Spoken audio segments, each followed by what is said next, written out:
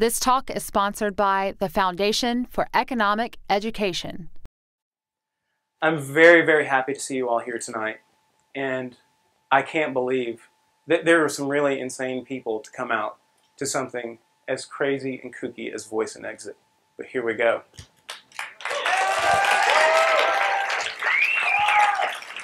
So, they say among friends and family, you shouldn't talk about politics and religion.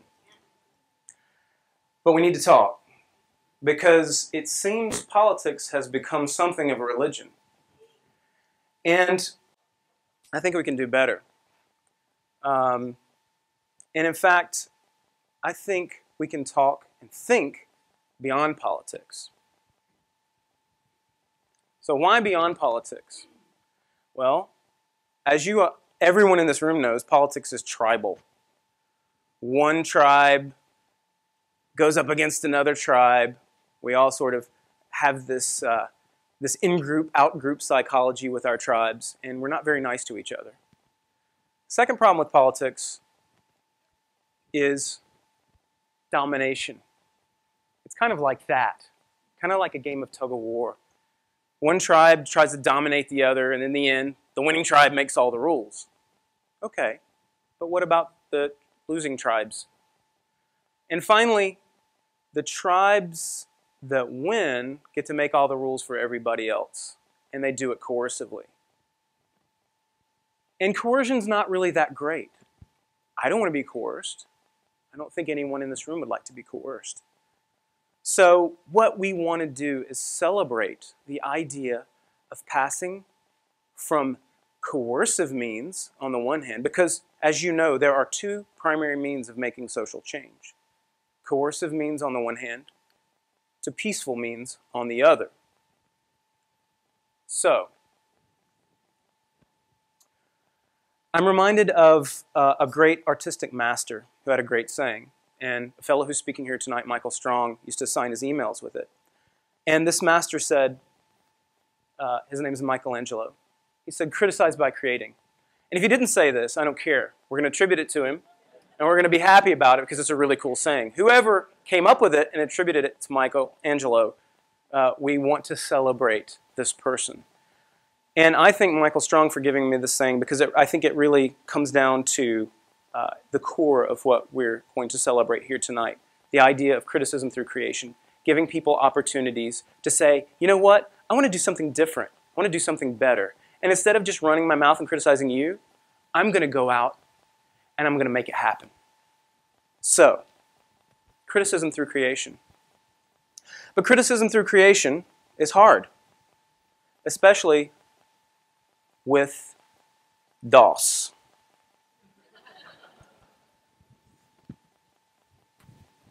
DOS? DOS is our democratic operating system. We have two apps with DOS, the red app and the blue app.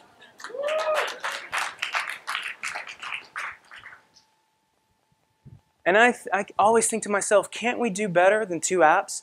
These two apps, in fact, 111 million people, give or take, any given election cycle, engage in this tug of war to decide who's going to set the rules for you and who's going to live by them, right? We all know this. And yes, you have a voice when you vote, but the chances that your voice is going to affect the outcome of an election, well, let's just say you have a greater chance of being struck by lightning on the way home tonight. So is that really the kind of voice we're looking for? I mean, we have a lot of voice in our society. We have free speech and so on, but I think it's time for an upgrade. So with this evening, I want to ask the question, my partners want to ask the question, what do our social operating systems look like if we upgrade? Maybe something like this. Now, mind you, in 2 years, this is going to look completely obsolete, and I realize that. But not as obsolete as DOS, right? So the idea, there may be a lot more tribes, but I think paradoxically there are going to be fewer tribes if we upgrade DOS to something that looks a little more like this. Whereas social operating systems allow for more pluralism, allow for more of an individual community's ability to draw in new people. So let's think about that a little bit. It's not just that these are our social operating systems. They are human flow systems. Human flow systems, what does that mean? Well, there's a professor, Adrian Bijan, at Duke University, whom I consider to be a friend, and he says that flow systems are systems that, to live, they must adapt to the currents that are impinged from without, right? Currents flow and impinge on these systems from without, and if they don't change, they die. All systems throughout nature, you can look around everywhere in nature and see these different kinds of flow systems. So we want to ask the question with this event, how do we adapt our human flow systems so that you and the communities you want to be involved in find the flow systems that best accommodate your own idea of what human flourishing is? We want to ask the question about upgrading our social operating systems. And that's what we mean by flow. When you upgrade your social operating systems, you get a better chance of finding your utopia. And I misspelled that on purpose as Y-O-U, right? Because we all have some concept of the good, and these don't always overlap, but where they do overlap with others, that's where we find community. And it's created from the bottom up. Everyone in here has a different concept of the good, different idea of what the good life is, and we can seek out those with whom we share similar values and build our utopias. And that is the next stage of human evolution, at least if you buy what we're about to deliver tonight. So I want to welcome you all to the first Voice and Exit. And what we're after tonight with Voice and Exit is we want to try to redesign our politics, our community, our charity, our concept of charity, and our concept of what the workplace ought to look like.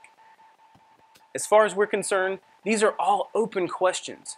We can talk all day about upgrading our technology, but let's start talking about upgrading our social technology. Now, it doesn't just mean that we want to be more local, more community-oriented, and we want to learn how to do that.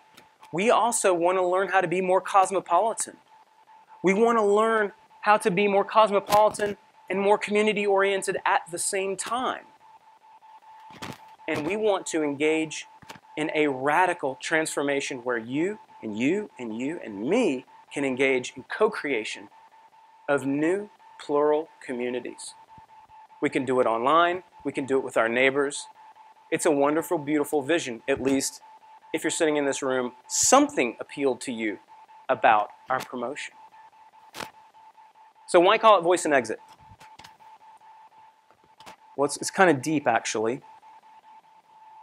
bunch of people come up on stage and they talk and then they leave. No. Actually, it comes from a guy named Hirschman who wrote an article back in the 70s called Exit, Voice, and Loyalty. And the idea is if you didn't like some product or political system, you could speak out about it and say, hey, this stinks. And hopefully then they would change. But, of course, if the costs were low enough, if you didn't like the system, you could just leave. And that's a powerful force. The idea of exit shouldn't be about exclusion. It should be about criticism through creation. So that's why we're calling this event Voice and Exit. There's Voice. There's a seastead representing Exit.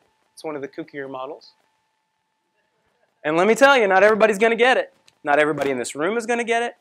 But I am looking at a room full of faces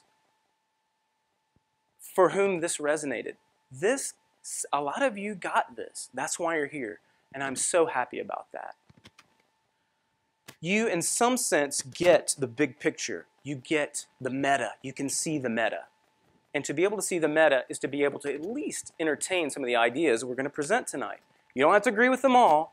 Some of them are going to at least be intriguing. We're going to have a bunch of speakers up here who are interested in rewriting the human source code. And that is something very special indeed. So I want to ask you to take, with me, with everyone in the room, the first step into the next stage of human social evolution. Now, I have to bring out Seth Blaustein, who has been my partner in crime in all this. Seth, please come on out. He's going on about 4 hours of sleep. He's a maniac. He's brilliant. Thank you, Seth. Yep. I'm not a speaker, so that's why I went out and wanted to find 13 other people who could speak instead of me. This has been a dream to put this together. That might have to do with the cedar fever or the lack of sleep, but we're here tonight to talk about dreams, dreaming up new ways of living, new ways of coexisting. I can't be more excited to see this many people here. It's amazing. I'll get off the stage and let the real visionaries get on here for you guys, but I'm happy to have you all here. Thank you.